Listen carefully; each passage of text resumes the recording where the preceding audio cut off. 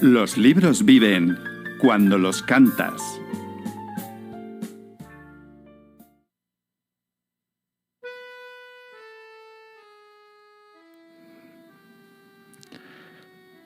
Bueno, pues seguimos con el programa. Habiendo escuchado esta canción, que hayáis conocido a esta Oniria Insomnia, este amante y esta mujer loca, que me parece una historia preciosa.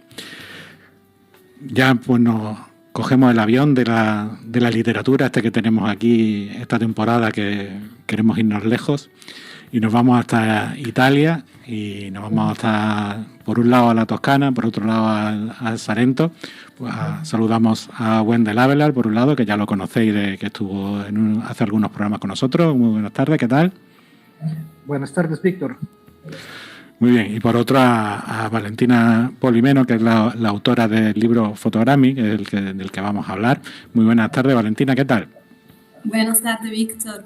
Muy bien, gracias. Es un placer y un honor para mí estar aquí virtualmente con vosotros en Málaga y poder hablar de mi libro y hacerlo en español. Como puedes imaginar, es un honor, ¿no?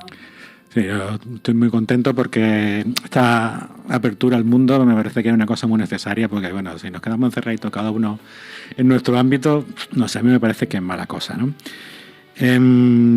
Yo quisiera, Wendel, primero que nos presentaras tú a Valentina, que la conoces bien, y nos contaras quién es como autora y bueno, nos diera unas pinceladas de con quién vamos a hablar esta tarde. Bueno, hay mucho que decir sobre Valentina, sin duda, pero tratando de ser breve. Saludarte en primera instancia, ¿no? A ti, Víctor, y a toda la comunidad de Málaga que nos sintoniza a través de tu programa, ¿no? Este libro está muy vivo. Para presentarte, Valentina, correctamente, te diré que Valentina Polimeno es una escritora italiana nacida en Salerno, en la región de Campania. Actualmente vive en Galípoli, que es una ciudad costera al sur de Italia, una ciudad hermosísima, por cierto, para visitar y enamorarse de ella. Doy fe. Y se desempeña como profesora de español en una localidad cercana a Galípoli, ¿no? Nuestro primer contacto con ella básicamente fue a través de un relato breve que ella publicó en su página de Facebook, Historias del Binario Paralelo, donde descubrimos una sensibilidad enorme y una capacidad especial que Valentina tiene para agarrar instantes pequeños de la vida y desde sus primeras líneas hacerte reflexionar, ¿no? Cuando terminas un relato corto, terminas pensando y reinterpretando tu propia forma de apreciar los momentos. Y nada, es una lectura, una escritura súper potente, que con el tiempo, conversando con ella, llegamos a conocer incluso lo que es Fotogramas, su primer libro autopublicado, y el trabajo de toda una vida, ¿no? Nosotros realmente en Editamundi valoramos profundamente este tipo de propuestas y nos alegra muchísimo poder participar en esta conversación y que existan espacios como el tuyo, ¿no? Que le dan visibilidad a estos proyectos. Para ampliar un poco más de Fotograma, ¿quién mejor que la estrella, la autora que tenemos con nosotros ahorita, Valentina Polimeno? Sí, yo lo he leído y doy fe de todo lo que acabas de decir. De hecho, no me he podido resistir y voy a leer un trocito porque yo creo que para que la gente se lleve una idea de lo que estamos hablando. Vamos a hablar un ratito bueno de ello, pero esto yo creo que es definitivo y no quiero que se me quede atrás. Del propio libro Fotogrammi. Leo: pensé entonces que me gustaría escribir un libro, pero no cualquier libro. Un libro como lo de los maestros que amaba leer, donde dentro estuviera todo, este mundo y todos los demás. Vertería lo que soy en cada página. ¿Qué digo? En cada línea, en cada palabra. Cada letra haría eco de esta alma maldita, de este espíritu de fuego que me consume por dentro. Y hablaría de Cathy, pero también de Elena. Querría que se vieran como ellas no saben verse. Me gustaría ser capaz de captar cada matiz de su persona. Querría saber describir el modo en que Cathy intentaba ocultar sus preocupaciones mientras atiende con cuidado a un cliente. O esa imperceptible mueca que se posa en el rostro de Elena cuando quería decir no y acaba diciendo sí. Pero mis ambiciones eran demasiado grandes. Un sueño demasiado grande confiar a las palabras matices tan desmesurados como inútiles. Cosas que nadie nota y a nadie importan. Correrías el riesgo de hacer un esfuerzo brutal para nada. Nadie volvió a conocer sus pensamientos y a nadie le importa, recuérdalo. Después de este fragmento de Fotogrammi, yo digo que Fotogrammi es un libro en el que el esfuerzo de escribirlo realmente vale la pena, que no nos vamos a olvidar de él. Y no quería que esto se quedara ahí en el tintero. Bueno, Valentina, es un libro de relatos, traduciendo al castellano Fotogrammi, fotogramas. ¿Querías hacer ese simbolismo, ese mostrar instantes de una vida en cada uno de los 10 relatos que incluye? Vale, tu pregunta es muy interesante, ¿no? Porque me permite ya explicar un poquito el título. Cómo creo que algunos no lo entienden como yo lo entendí. O sea, que el fotograma se asocia más a una foto, ¿no? Pero en realidad es algo un poquito más complejo, porque el fotograma es un momento de una acción en movimiento, ¿no? Es un instante, pero de una secuencia de acciones. Y esa era mi idea, o sea, bloquear el tiempo, la ilusión que te da la escritura, ¿no? Cristalizar un momento, pero dándole sentido, dándole significado. Porque de cada momento depende, que es un eterno presente, ¿no? Que se va desarrollando, pero de cada momento depende también el siguiente, y entonces toda la vida por consecuencia. Y es algo que damos a veces, no lo consideramos, no le damos la justa importancia, ¿no? Y vivimos así sin darle importancia.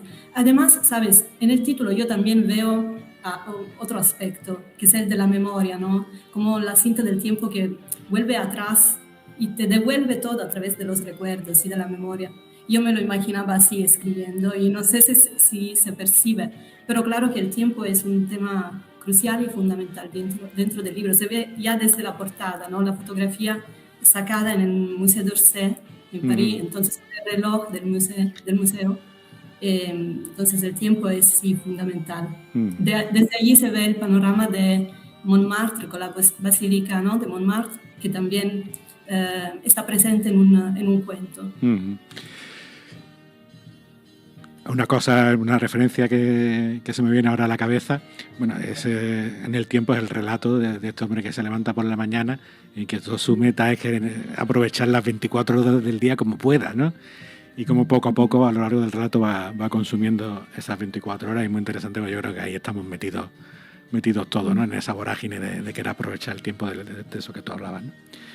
Dices al comienzo del libro también que hablas de escribir como en un aire enrarecido, ¿no? Si lo he entendido bien, ¿no? Que nos invita a sumergirnos en ese aire enrarecido. ¿Cómo es esa atmósfera que has creado en este libro y en estos 10 relatos? Sí, hablando de eso, lo he escrito, si me acuerdo bien, en la carta, ¿no? Al lector. Sí, al principio. Sí, le conté esto de la atmósfera que viví yo escribiendo, que ha sido para mí muy particular y creo irrepetible. La tensión emotiva que advertía mientras escribía no era solo para mí escribir palabras, sino ver las imágenes, las secuencias, todo que se desplegaba ante mis ojos, casi como cortometrajes, ¿no? No sé por qué me lo imaginaba todo en blanco y negro, es muy particular eso, como cortometrajes que veía de las escenas. Y creo que también esa atmósfera fue ayudada, por un lado, por el hecho de escribir también desde el punto de vista masculino. No sé por qué, pero me he puesto en la piel de los hombres escribiendo, y esto me ha permitido explorar otras dimensiones, o también, por ejemplo, utilizar la segunda persona. Así que el lector no se quede simplemente leyendo un texto, una obra, un cuento, sino que que yo lo lleve dentro de una historia. Él de repente se encuentra dentro de una historia, ¿no? Entonces, como si pudiera casi vivirla. Ese era mi deseo, ¿no? Me ha llamado la atención eso de que muchos de los personajes eran masculinos, ¿no? Y no tenía pensado preguntarte por ello, pero ya lo has dicho tú, y la verdad es que sí que me ha llamado la atención. Pero la forma de meternos ahí es abierta, en el sentido de que el lector, la persona que lo leemos, luego tenemos la libertad de hacer lo propio, no nos lo das todo hecho. ¿También era importante para ti dar esa libertad a quien lee? Sí, para mí esto es todo. O sea que el libro es muy pequeño, como tú has visto, ¿no? Pero en realidad, como me gusta decir, se lee en vertical, no en horizontal. O sea, como un organismo estratificado donde cada lector puede encontrar sus propias verdades, sus propias historias. Lo va a completar el lector. ¿Sabes? Decía Cortázar que el lector tiene que ser un cómplice, no una estatua. Y para mí es exactamente lo mismo. Esto es, el lector tiene que unir los hilos para encontrar su propia historia, su propia verdad. Tú cuando al final terminas el libro te haces preguntas y me gustaría que sintiera la necesidad de volver atrás y leerlo otra vez para encontrar respuestas, que pueden no ser las mismas que yo entendí, ¿no? Pero es normal que cada uno tenga sus propias respuestas, porque es diferente nuestra manera de ver el mundo, de estar en el mundo, de observarlo. Entonces yo creo también de leer una obra o de ver cualquier cosa y de interpretarla y analizarla. Esto pienso yo. Yo creo que es lo que hace al final que la persona que lee el libro al final se haga con la historia, que la haga suya y a partir de ahí construya su propio mundo y su propio universo y lo adapte a su vida, ¿no? Son las historias que realmente funcionan al final. Hay otra parte también que es la vida real frente a la vida soñada, ¿no? Los personajes muestran esas ilusiones, esos sueños, pero también se van chocando contra la vida real y cuando no pueden conseguir esos sueños, ¿no? O encuentran dificultades, ¿no? ¿Tú crees que tus personajes por un lado y las personas por otro sabemos lo que queremos? Es una pregunta difícil, ¿eh? Porque... Yo es que me pongo muy filosófico a veces. Sí, el libro lo es, la verdad, es introspectivo, entonces trata temas de psicología y de filosofía y yo, claro, no tengo respuestas, pero tengo mi experiencia de vida y también las experiencias de la vida de los demás que me gusta escuchar, ¿no? Imaginar también. Pero creo que los sueños forman parte de nuestra vida y creo que no somos conscientes, mi personaje no son conscientes de lo que desean, por esto hacen daños, pero siguen deseándolo, ¿no? Y esto puede provocar daños, digamos así. Son soñadores duros. Me gusta hacer también ¿sabes? Como yo los llamo ineptos contemporáneos, como en la literatura italiana de Italo Svevo, por ejemplo, ¿no? O sea, personajes que no saben tomar decisiones, no saben asumirse responsabilidades, casi todos los personajes, porque la verdad es que hay un personaje que se salva en todo esto, que es un héroe por el hecho de saber vivir, en realidad, entonces asumiendo responsabilidades, viviendo su propio dolor. Al final sí es un héroe, pero los demás no sueñan y haciendo daños. Pero creo que todos tenemos, ¿no? Este lado oscuro. Es también un homenaje, digamos, este libro a la vida, yo la llamo la vida no vivida, que pero nosotros seguimos soñando en la oscuridad. Entonces yo no hablo a la máscara social del lector, sino a su lado más oscuro, a una vida que sigue latiendo en la oscuridad, ¿no? De nuestro sueño más íntimos. Hay otra reflexión para ir un poco ya cerrando que me lleva a una frase de John Lennon que sale mucho en las redes sociales, habitualmente la veo, que dice John Lennon: la vida es eso que pasa mientras haces otros planes, ¿no? Ese es uno de los, conectándolo con aquello que decíamos hace un ratillo del tiempo, eso es otro de los mensajes del libro, aprovechar la vida. Sí, seguro que es uno de esos. Y aprovecharlo con conciencia. Esto hace la diferencia, creo, ¿no? Porque a veces pensamos, sí, vivir, estar viviendo, pero en realidad no, lo hacemos sin conciencia. Esto significa también vivir el fotograma, símbolo fotograma de la hora, estar de verdad dentro del fotograma. Hay un cuento que es una reflexión sobre este tema, se llama Prima del nostro tempo en italiano, o sea, antes de nuestro tiempo, que es una reflexión sobre el hecho de haber muerto antes de morir, ¿no? En realidad el protagonista se da cuenta de esto al final de su vida, cuando no se esperaba morir. Entonces todo adquiere un significado diferente, todo lo que has hecho o no has hecho. Entonces al final creo que básicamente este libro trata la importancia de tener conciencia en lo que hacemos mientras lo hacemos, ¿no? Bueno, ya como siempre me pasa, siempre hay cosas que se me quedan en el tintero, hay personajes conectados que aparecen en uno y otro relato. Todo este tema del tiempo como valor preciado, que lo trata el libro también, pero me gustaría no me quiero despedir sin que nos cuentes proyectos futuros Y también ya pregunta un poco también para Wendell, porque sí sé que Editamundi tiene previsto venir a Málaga a la Feria del Libro. Y voy a preguntar a los dos si también va a venir Valentina, si no va a venir Valentina, proyectos de Valentina y esa venida a Málaga de Editamundi, para cerrar. Vale, empiezo yo. Sí, tú misma. Sí, proyectos futuros, por lo que se refiere a la escritura, me imagino, sí, los tengo y lo estaba comentando también antes con Wendell. Se refiere también, está conectado con mi página Historia del Binario Paralelo, es una página Facebook que me gusta, donde comparto mi pasión por la escritura, ¿no? Pero me gustaría darle una forma nueva, entonces tengo algunos proyectos en este sentido. Y luego sí, me gustaría seguir escribiendo. Me ha dado un poco de... los lectores me han dado buenos feedback, digamos, sobre el libro. Entonces esto me ha motivado a seguir en esta... Wendell, antes de que nos cuente, te tienes que encargar de hacer la traducción al castellano ya y la edición en castellano. Lo estamos hablando. Eso pero prioritario, ¿eh? Sí. Me ha gustado muchísimo cómo suena en español, entonces sí creo que... ¿Sabes? En el libro también hay un homenaje a autores españoles. En mi corazón la narrativa habla español, porque mi imaginario se ha formado con autores como Gabriel García Márquez, ¿no? Sepúlveda también. Entonces en mi corazón habla español la narrativa. Sería un sueño. Pues ya tiene el encargo hecho. Que será realidad seguramente. Pues cuéntanos, Wendell, esa visita a Málaga de Editamundi. Pues nada, Víctor, la verdad que estamos muy contentos. Bueno, Valentina tiene que venir, ¿eh? Sí, claro, de hecho, por fuerza. No, estamos muy contentos porque desde el año pasado nos hemos estado organizando para poder asistir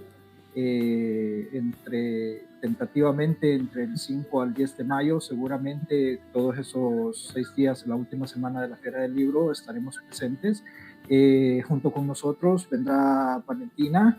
Esperamos que se logre concretizar todas las cosas correctamente. Y junto con otro grupo, ¿no? Un pequeño grupo de escritores italianos, porque nos llama Málaga, ¿no? Nos apasiona bastante conocer nuevas personas, conocer nuevos grupos, y creemos fuertemente, como lo decía al inicio, desde nuestra perspectiva de Editamundi, los libros son capaces de crear puentes entre países, comunidades, continentes, si lo quieres, y son capaces de botar fronteras, ¿no? Entonces queremos dar ese pequeño paso, conocer la comunidad de Málaga, conocer muchas personas, grupos diferentes, y tener este intercambio y esta experiencia. Sí, va a ser chula, por eso lo decía ya al principio, ¿no? Ese traspasar fronteras y eso que tú dices, ¿no? La literatura nos une a todos. Yo creo que eso es muy importante, además los tiempos que corren, que parece que estamos más por labor de separarnos que por de unirnos, ¿no? Así que hacéis una labor estupenda y bueno, ya nos veremos por aquí, por Málaga y la Feria del Libro seguro. Y bueno, ya iremos hablando, y ya de entrada adelantamos esta invitación al público malagueño, que cuando se dé una vuelta por la Feria del Libro, pues os busque, que hay libros maravillosos como el de Valentina, que valen mucho la pena.